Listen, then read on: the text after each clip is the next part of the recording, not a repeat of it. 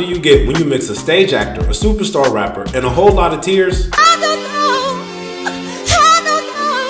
know. Well, let me give you a hint. Cough is gone, I get some romance, la la la la la la la la. No, you're not, cause you're too ugly. La, la, la, la, la. Now, you might think this video is about the Fresh Prince of Bel-Air, and it is. But more specifically, we're talking about the scene that reverberated around the world. Daddy-o! What's up?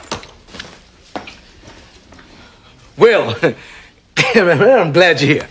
And whether you've watched this episode when it aired live or you've seen it a gazillion times in reruns, we're about to run it back and clue you in on how this episode, the scene, changed everything we know about the culture, TV, and Will Smith.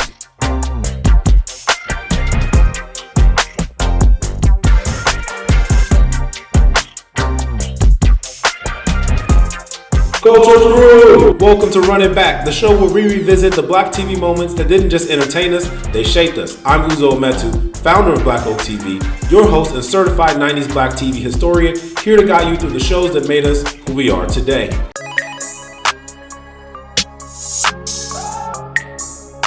Let's run it back to May 9th, 1994. Nelson Mandela was running for the president of South Africa, Mrs. Doubtfire was the #1 movie in the country, and the King of Pop married the daughter of the King of Rock for a royally confusing marriage. Also, The Fresh Prince of Bel-Air was in its 4th season, and it was setting the television world on fire. The clash of hip-hop and urban culture with that of the hoity-toity confines of LA's black elite was something that black viewers appreciated, and the rest of America, post-Cosby Show, was ready to embrace. And by its 4th season, The Fresh Prince of Bel-Air was one of the top comedies on NBC, which at the time only had Seinfeld and Blossom as thriving sitcoms.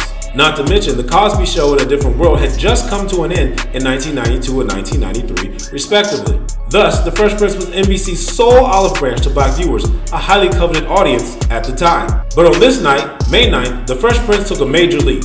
In the episode, Papa's Got a Brand New Excuse, watched live by 19 million viewers, Will is reunited with his estranged father, and what takes place on screen is acting mastery. Hey, why should I be mad? I'm saying at least he said goodbye this time. I just wish I hadn't wasted my money buying this stupid present. As you can imagine, the scene sent chills down viewers' backs, and deadbeat dads everywhere went into hiding until this dad showed up on TV. Oh, Jesus, you can't even talk to her. Are you fucking kidding me? You should be kissing her feet. Because when you were growing up, if it wasn't for her, I would have knocked all your baby teeth out with one shot. Woo! What a bad father. Seeing a young man have a defensive and yet vulnerable reaction to being rejected by his father hit home for a lot of viewers. Such sentiments were a grave departure from what black viewers expected from NBC. The Cosby Show had avoided any negative stereotypes of black people. And A Different World wasn't afraid of tackling controversial issues, but its ties to Cosby prevented it from portraying the black family in a negative light, as highlighted by the refusal to let Lisa Bonet return to the show when she got pregnant. The 80s, when you get fired because you got pregnant. Thus, part of the reason the scene resonated for so many is that it was quite shocking, although I guess they did try to warn us. Monday on The Fresh Prince, the father who walked out 14 years ago returns. You don't remember me. Reuniting one family. You're my son, and I love you. And tearing another apart. I've been waiting for this for a long time. Come tomorrow, I'm out of here. Oh, yeah, I don't think so. You're not my father! Ben Vereen guest stars in a powerful all-new Fresh Prince, NBC Monday. Don't miss it. Damn, NBC, that really is must-see TV. Still, there's almost no way viewers walked into an episode of The Fresh Prince of Bel-Air, 97 episodes in, and thought they were going to bear witness to an in-depth commentary on absentee fathers. But that's the message we got on that fateful night in May of 1994.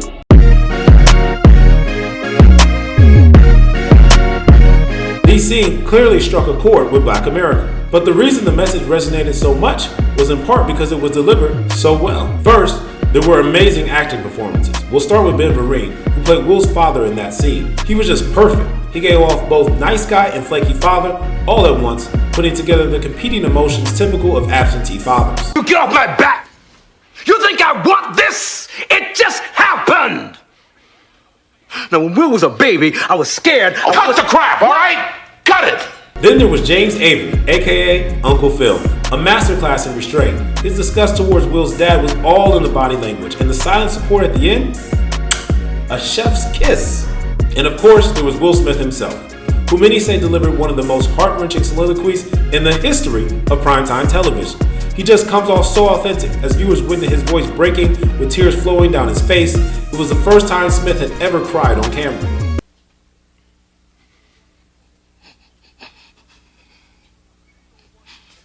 While the actors were in their bags, the creative minds behind the camera weren't too shabby either. The director's choice to stay close in on Will's face for as long as they did was brilliant, as it allowed the audience to witness every emotion Will went through, be it anger, frustration, or acceptance. The use of silence throughout the scene was powerful too. First, there was the exchange between Will and his father, with several short pauses before a long one, after which Will lets his father know exactly where he now stands with him, and then leaves that hanging with another awkward and painful silence. Look, I'll call you next week and we'll iron out the details, okay? Yeah. It was great seeing you, son. You too, Lou.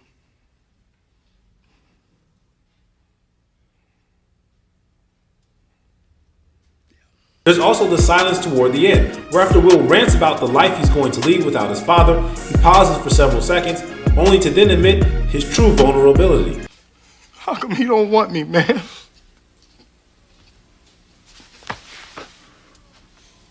Last but not least, there's the use of the statue in the final shot. Just as the scene is ending, with Uncle Phil holding Will in his arms, the camera zooms in on the statue depicting a father holding his child in his lap, a symbolic gesture representing both the broken promises of Will's biological father and the true fatherly love that Uncle Phil is displaying in that moment.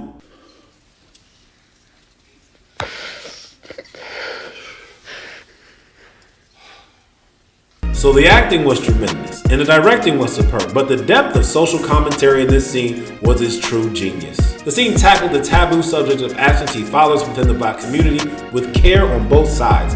On the one hand, it showed the fear of rejection that is often embodied by those who don't get the love they seek from their fathers.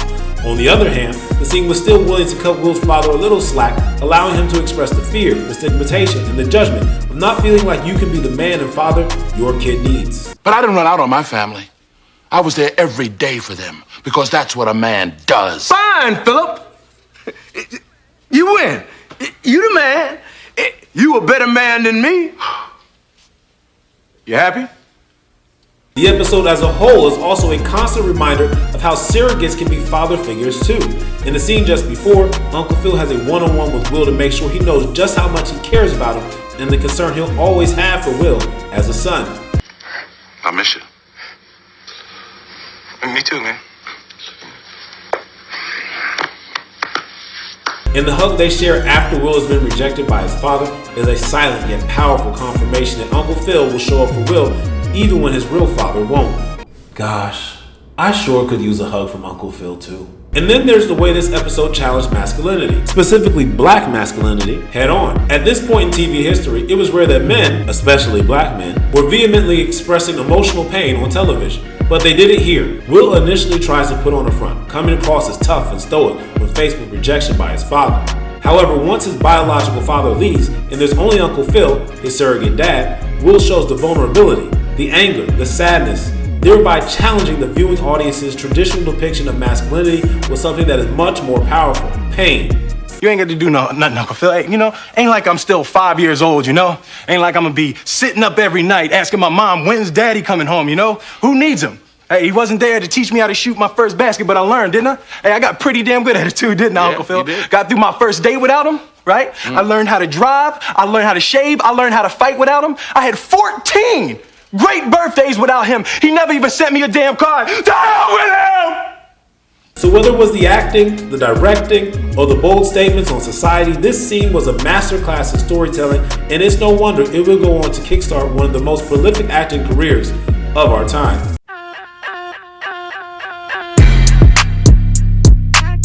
Up until this episode, The Fresh Prince was only viewed as the funny comedy starring Will Smith, a gregarious rapper who could kind of act. What college have you applied to, and what's your career plans? Bel-Air Academy, Princeton, and thoracic surgery, sir.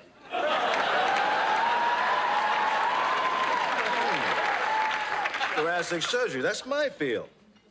What aspect of it interests you the most? The cutting part? But when you deliver this, To hell with him!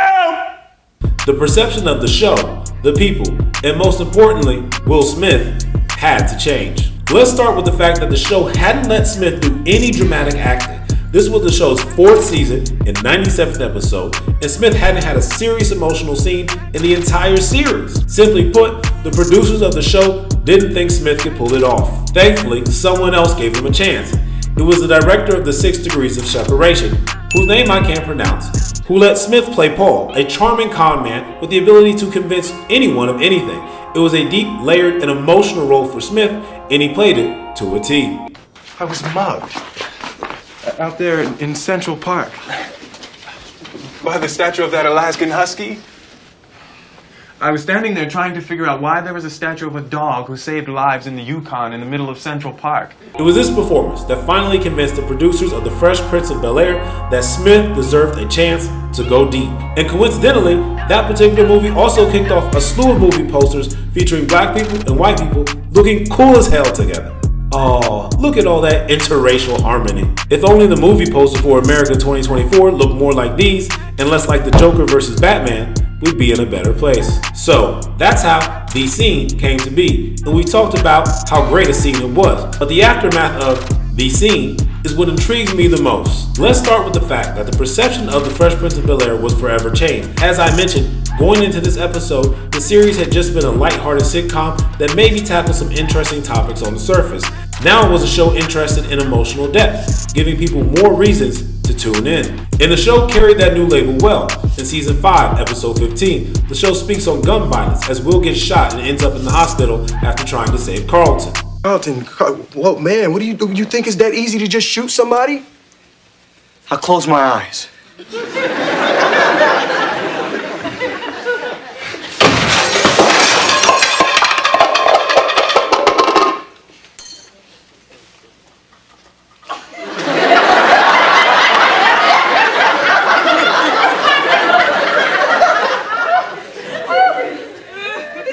I was gonna eat that, man. Everything's a damn joke to you. So what, you don't think I'm mad? Huh?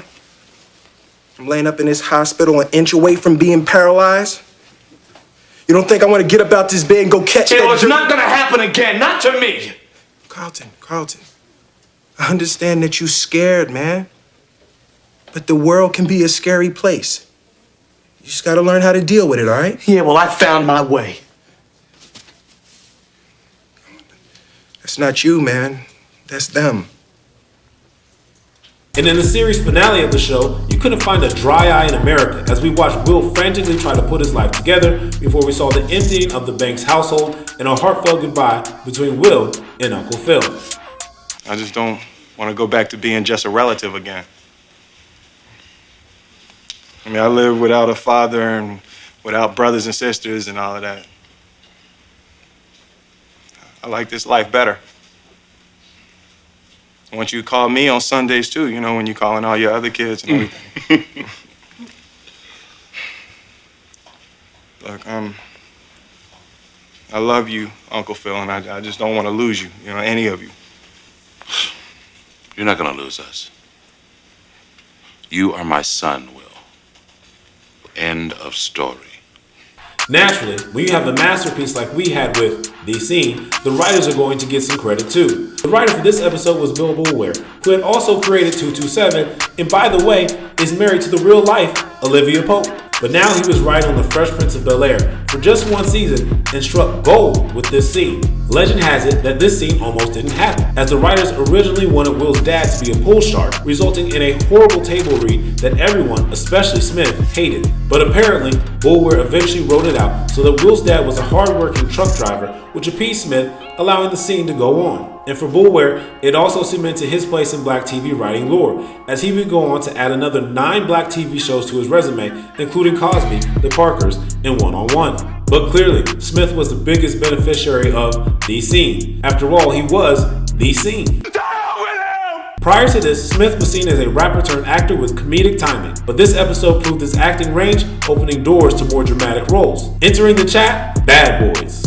Bad boys, what you gonna do? What you gonna do when they come? Before The Scene, I'm not sure Smith gets the role of Detective Mike Lowry. In fact, Smith's role was originally intended for John Lovitz. Yeah, you heard that right, this guy. John Lovitz. But once the movie changed direction, the producers brought on Martin Lawrence. And after hiring Martin, the producers were allegedly hesitant about bringing on Will Smith, as he was only known as a sitcom actor, not a movie star. But with The Scene from Fresh Prince taking place before Bad Boys went into production, director Michael Bay was able to give Smith the role as well as the room to improvise, leading to Smith becoming an action hero movie star overnight. And imagine if Smith hadn't gotten that role. Who could the studio have paired Martin Lawrence with that would have been able to match him comedically and give off believable action hero at the same time? Eddie Murphy? Eddie Griffin? Eddie Redmayne? Yeah, he might have been 23 with no credibility whatsoever, but this face on a movie poster? Golden. By being paired with Smith, Martin became the co-star of a multi-billion-dollar action movie franchise that has endured for 30 years.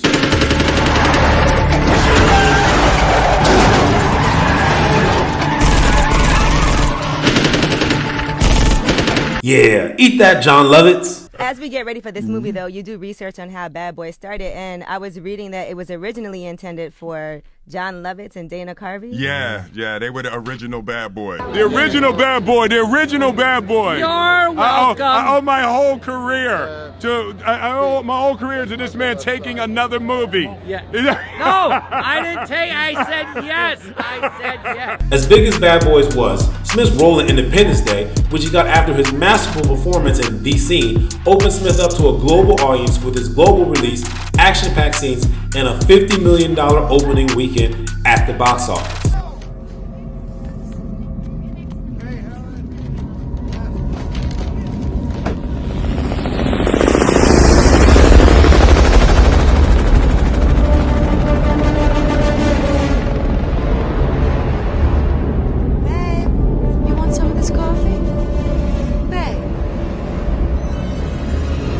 In The Legend of Bagger Vance, Smith veered away from being a superhero for a turn on the calm greens of the golf course. It was Will Smith in a way we never saw him. Cool, calm, and a caddy. Gonna follow the sun. The green is gonna shift. That same putt gonna go one way in the morning, t'other in the afternoon. One way in the morning, t'other in the afternoon. You see that? Lastly, how can we not talk about Smith playing Muhammad Ali? Man, if they came to me tomorrow and they said, we want you to fight Joe Frazier, Madison Square Garden, millions and millions of dollars, here's your license back, I will tell them I will never fight again. Frankly, Muhammad, I'm surprised because until you fight Frazier, Cosell, there are people who are losing your hearing along with your hair? Don't put no question to it, man. I done told you I'm through fighting. I got a much bigger contender, a much heavier opponent. I'm fighting the entire U.S. government. That is one of Smith's greatest performances of all time, as he played one of the greatest heroes in the history of America, and he played it amazingly. For this movie, he would earn his first Oscar nomination, only losing to Denzel Washington for his performance in Training Day. King Kong ain't got shit on me! Damn, that boy good. And all of this, the new opportunities, the action hero status, the Oscar nominations, can be traced back to The Scene, which undoubtedly served as the moment that catapulted Smith toward leading roles in the movies I mentioned, the many I haven't, and the Oscar nominations he eventually won, all because he finally got a chance to show the world what he was capable of.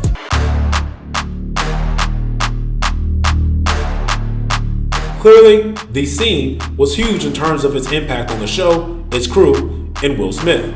Of course, not everybody's career took off after this. Sudden spasms of his thumb. Died on the operation table. Sorry, Ben Vereen. Still, The Scene would be huge in terms of its impact on modern television. First, The Scene really opened up the door for more vulnerable characters in sitcoms, as it challenged writers to explore the feelings of our leading funny men and women. Atlanta surely did this with Donald Glover's character Earn, going back and forth between his hilarious handling of ironic situations and the pressure he felt to succeed as a black man, a father, and a partner. That's a good answer.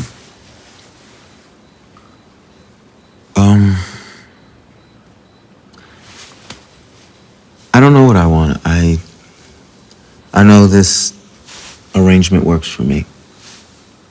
After After the scene, The Fresh Prince of Bel-Air as a show became more willing to carry on the torch of its predecessor, A Different World, and blend more social issues into its comedy. However, The Fresh Prince of Bel-Air didn't have the luxury of a college campus as its backdrop for these heavy discussions, and instead, they had to make their social statements within the context of a family setting. But they did it well, inspiring shows like Moesha and Blackish, both of which brilliantly blended the black family with the black agenda. All that said, the scene's biggest impact on streaming today is simply the overwhelming amount of productions we've seen Will Smith in, with, or behind. The scene unequivocally took Will Smith, the rapper turned sitcom comedian, into an actor with range, depth, and the ability to transform into whomever or whatever we asked of him. Now, when I turn on my connected TV, I can stream Will Smith in the role of golf caddy, boxer, government agent, gangster shark, stockbroker, virologist, superhero, con man, doctor, villain, magical genie, or non-absentee black father.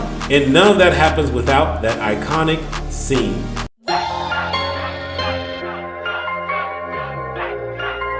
Culture Crew. It's time for the Remix Rewind, a quick rundown of the top 5 things you might not know about the scene from Fresh Prince. Number 5, while the lines in the scene were written to a T, there was one improvised moment that stole the show and casually became the line of the decade. How come he don't want me, man? Number 4, at the end of the scene, when Will Smith is being hugged by Uncle Phil, knowing just how career-changing that performance might have been, noted thespian James Avery allegedly whispered in Smith's ear. And then ultimately we did the scene, and we had the scene that was there. And I'm holding him, and when I'm holding him, he whispers in my ear, now that's fucking acting. Right? And I was like, Number 3, the same guy who wrote this episode wrote another absentee father episode for 227, drawing from his own experiences as growing up with a single parent. Number 2, Will's crushing in the scene was no accident, as he had been preparing for more serious roles in the months leading up to it, including taking acting lessons. Number 1, legend has it that Will's performance was so raw and so touching that it rendered an otherwise loud studio audience silent and left the stage crew in tears. At the end of the scene, if you listen real closely, you can even hear Karen Parsons, who played Hillary, crying off camera. That's the Remix Rewind. Next time you find yourself watching this scene, try to spot James Avery whispering sweet nothings into Will Smith's ear.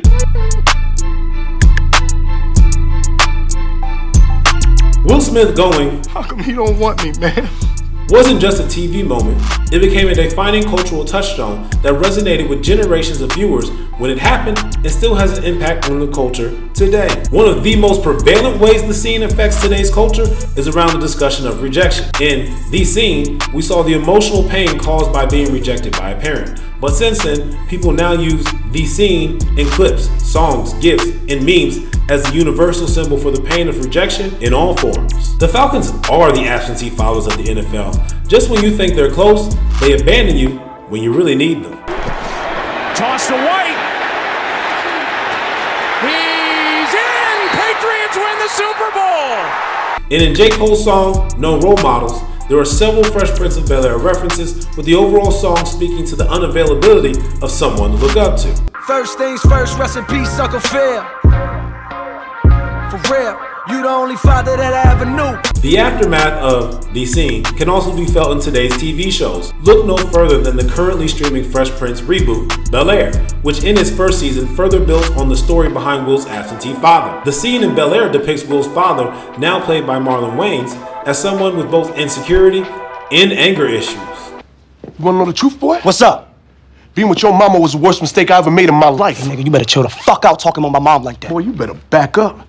Take that bass out your voice. What's up, man? I ain't scared of your bum ass. Hey, Hey, you don't know me, bitch. Don't you touch him, Lou. I didn't come here to be disrespected. You ain't earned no respect. The fact that the writers for the show felt this topic still needed to be addressed nearly 30 years later speaks to the power of the scene and the message it spoke to.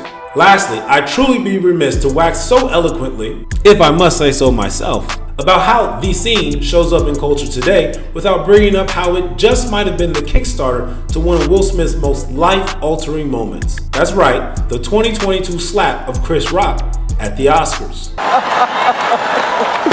Oh, wow. Wow. Will Smith just smacked the shit out of me. Now stay with me now. As we've covered, after the scene Everything about Will Smith has been larger than life, and as a result, he had become the symbol of strength, masculinity, and black excellence. And for a long time, he was able to carry that mantle without much public scrutiny. But every now and then, and especially more recently, the narrative around Will Smith falls apart. First, even though he's become a really talented actor, it was almost a decade of not so great movies that had us questioning Smith's prowess as a movie star, and it left him without an Oscar nomination for 15 straight years. Second, let's not forget about Will Smith the rapper. Despite having a ton of commercial success in music after The Scene with Big Willie Style and Millennium, Smith was never really accepted by the hip-hop community. And third, Smith's marriage to Jada Pinkett, for many black people, long served as the exemplary black love story. I want a real love, dark skin and Aunt Viv love, that Jada in that real love. But the facade of their marriage all fell apart as the public heard more about the void Tupac's death left in Jada's life and Smith's historical jealousy of her relationship with Tupac. All of which led to the public learning that Jada and Will Smith had long been living separate lives. Entanglements, anyone? Put all of that together, the rejection by Hollywood's tastemakers, the repudiation by rap culture, and the separation from his wife. And what you have is that in the most publicly available aspects of Will Smith's life, music, acting, marriage, the recurring theme is that Smith exhibited immense strength and power when what lied underneath was the pain of someone who had been rejected by the very community or people he sought acceptance from, despite having tried so hard to be accepted, just like his character in The Fresh Prince couldn't understand why his father was rejecting him. How come he don't want me, man? And so when Smith slapped Chris Rock, what we saw there was the output of a complicated mix of pride, fear, and the facade of masculinity that is so often used to hide what's underneath. Something Will Smith had been doing for a long portion of his life. In The Scene, Will, the actor, used those real-life emotions to put on an acting masterclass. Decades later at the Oscars, Will, the person, allowed those emotions to boil over into a moment that tragically mirrored the very vulnerability he had conveyed as an actor. The slap was a split-second decision, but it was the culmination of years of holding back his frustration and the pain of rejection. He could no longer contain those emotions to the screen, and they unfortunately played out in the most public way possible. From Fresh Prince to Ali to the Oscar slap, Will Smith has long been larger than life, but behind every Big Willie grin was a man grappling with pain and rejection. The vulnerability we saw in that Fresh Prince scene was real then and now. In the slap, maybe it was his real life breaking point, where the cool guy mask finally came off. That's it for today's episode of Run It Back. If you love this trip down memory lane, make sure you hit the like button, subscribe, and share this with your friends. And hey, Culture Crew, what show or movie should we run back next? Let me know in the comments. Until next time, take a look at your kingdom. You're finally here, so sit on the throne. No need to be scared. Peace.